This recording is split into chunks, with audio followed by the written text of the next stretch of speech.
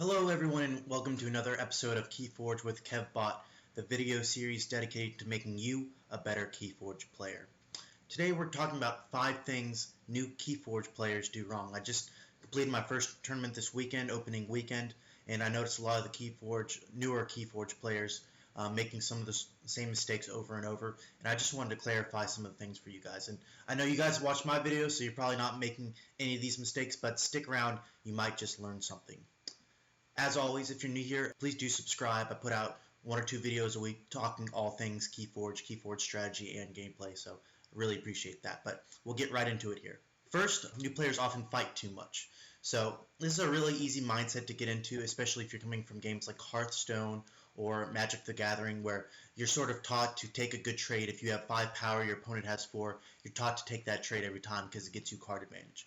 In this game, that's not so important because you're drawing up to 6 cards every time. What you need to be thinking about, though, is the opportunity cost of fighting versus reaping. So I've talked about this before, but the idea of opportunity cost is that when you make one choice, you give up another. So when you choose to fight, you're giving up your option of reaping and pushing your advantage in that way. So when you choose to fight, you have to be making sure you're netting more benefit by that fighting than gaining 1 amber. So that can be thinking long term or even just short term. If you're close to getting a key, reaping is a lot more important. Another thing I want to bring up is that when you're ahead, you really need to push your advantage by reaping more, right? Because if you have 6 threats on the board and your opponent only has 3, it's their responsibility to deal with your threats. Because if you're getting 6 threats worth of resources every turn, and they're only getting 3, you're going to come out on top every single time. And this leads me to my last point is when you're in doubt, reap it out. I found this strategy really helpful when teaching new players to this game because reaping and getting more resources is how you're going to win games of Keyforge.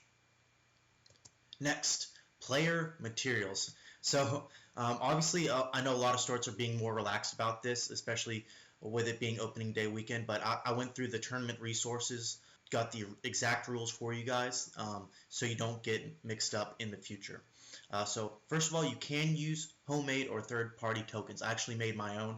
If you guys are interested, I can make a video showing you how I did that. But a really big point here is that dice are not acceptable as any tokens. FFG has had problems in the past where people knock over dice at major tournaments and it's led to a lot of issues. So I know a lot of people don't like this rule. They like doing damage with dice, and I totally understand. It really can be a lot easier, but this is the FFG's rules, and if you go to a store, they have the option to enforce these, and if you're not following them, you're not going to be able to play the game. And then lastly is you are responsible for all of your stuff.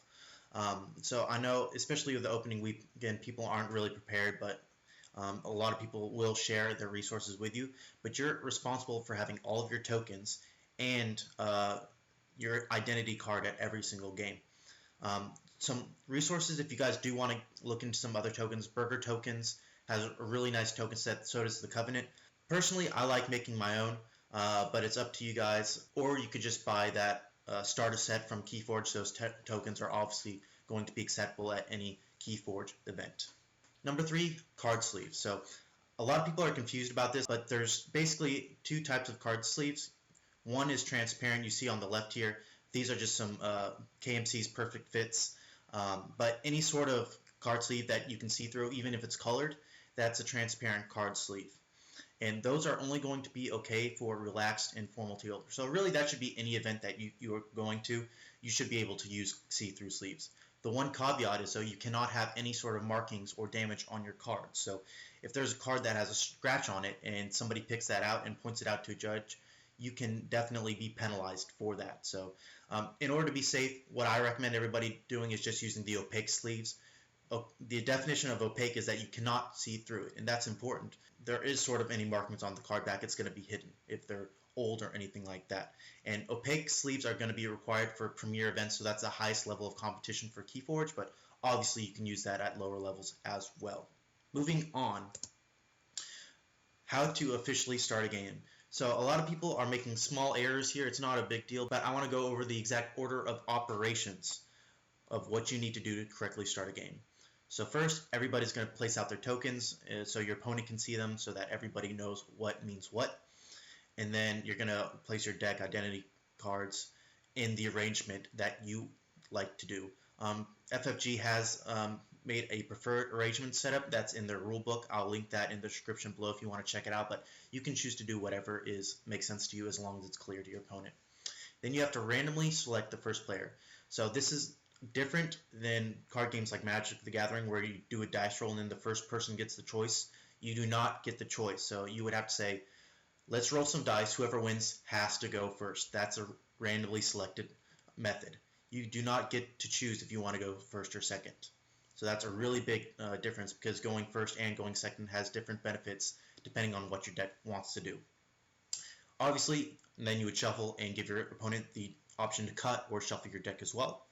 And then regular start of the game, first player draws 7, second 6, mulligan if you want.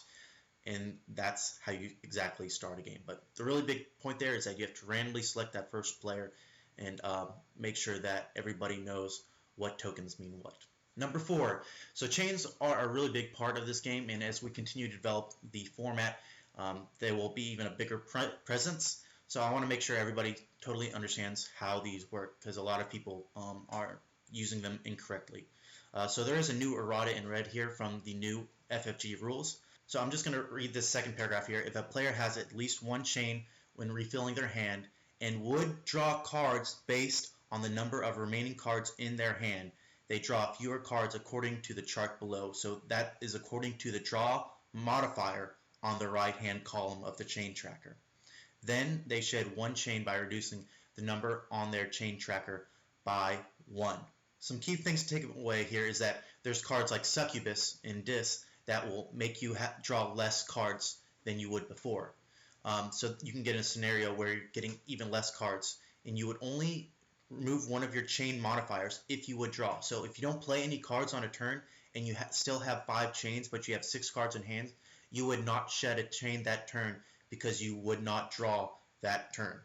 Another important point is if you're on a second or third level, so say you have 8 chains, you would get 2 less cards, but you still only shed 1 chain. You don't shed 2 chains because you are missing out on 2 cards. That's because of the draw modifier.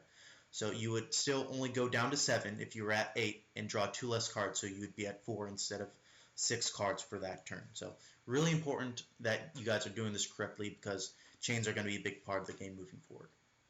And that does it for today, guys. A really short video, but I just wanted to highlight some of the things that I've seen that I want to make sure that everybody's doing right so everybody's playing a fair game of Keyforge. But as always, thanks for watching. Please do like, comment, and sub. Tell me what you think about these rules. If you agree with them, if we need to get together as a community and make some changes, let me know in the comments. And don't forget to subscribe and hit that notification so you don't miss any of my Keyforge strategy and gameplay videos. But that does it for me, guys. I hope you all have a great afternoon. Hope you all are really enjoying Keyforge because I know I am. And as always, good luck out there battling in the Crucible.